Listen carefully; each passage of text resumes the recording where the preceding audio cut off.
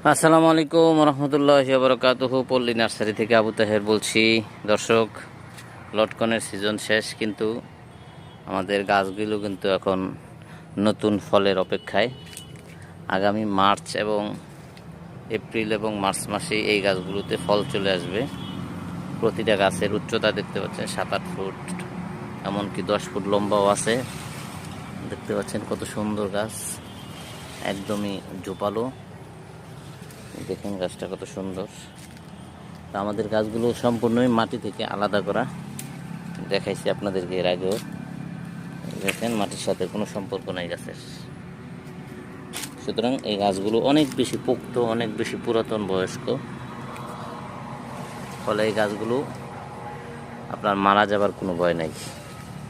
আপনারা যারা আমাদের কাছ থেকে এই গাছগুলো নেবেন, বাংলাদেশের সমস্ত জেলা শহরে এবং থানা